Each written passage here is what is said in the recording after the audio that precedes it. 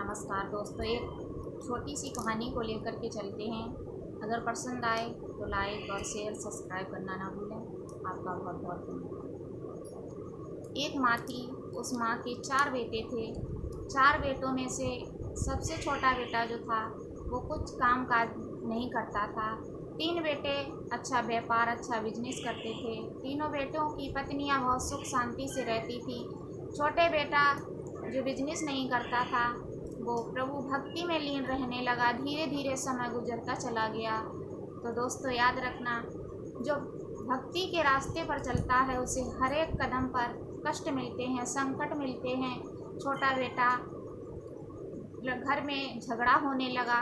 झगड़ा होने की वजह से वो छोटा बेटा व्यापार के लिए बिजनेस के लिए बाहर नौकरी ढूंढने के लिए निकल पड़ा है। तो रास्ते में जाते जाते एक वन पड़ा है। वन में उसे एक बूढ़ी माँ मिली हैं। उस बूढ़ी माँ को उसने प्रणाम किया है। बूढ़ी माँ ने उसके संकट का पूछा तो माँ से कहने लगा, हे माँ, हमारे घर में लड़ाई झगड़ा होता है और हमारी माँ बूढ़ी है। हम एक व्यापार के लिए जा रहे हैं। अगर हमारी कहीं नौकरी लग जाएगी तो 4 पैसे कम जाएंगे। उस 4 पैसे से हम अपने बच्चों का और अपनी बूढ़ी माँ का पालन पोषण कर पाएंगे।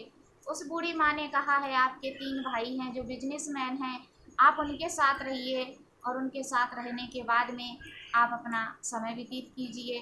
तो वो धीरे धीरे वहाँ से लौट आया, घर पे आया तो घर पे वही कलहबाजी होने लगी। उसकी माँ वृद्ध थी। वृद्ध होने के नाते से उसकी माँ ने बहुत उसे समझाया। समझाने के बाद वो बहुत बार बार कोशिश प्रयास में लगा रहा पर उसका व्यापार नहीं चला। फिर वो प्रभु भक्ति में लीन रहने लगा। धीरे धीरे उसकी पत्नी इतनी पूजा पाठ करने लगी जो कि उसे किसी बात की कोई भी कमी महसूस नहीं होने लगी। धीरे धीरे उसने व्यापार में कदम बढ़ाया तो वो व्यापार बहुत आगे तक गया। उसने व्यापार में इतना सारा धन इकट्ठा किया जो अपने तीनों भाइयों का गुजारा करने लगा। उसके तीनों भाइयों का बिजनेस ठप हो गया। आज जो प्रभु भक्ति में लीन रहते हैं, प्रभु भक्ति में सहारा और विश्वास रखते हैं और भगवान अपने भक्त को कभी निराश नहीं करते हैं। इसलिए मेरी सभी भाई और बहनों से वंदना है। जो प्रभु भक्ति पर भरोसा रखते हैं वो प्रभु भक्ति पर भरोसा रख करके अपना व्यापार बिजनेस जो भी काम करते हैं वो करते रहिए। आपका बहुत बहुत धन्यवाद। बहुत बहुत धन्यवाद।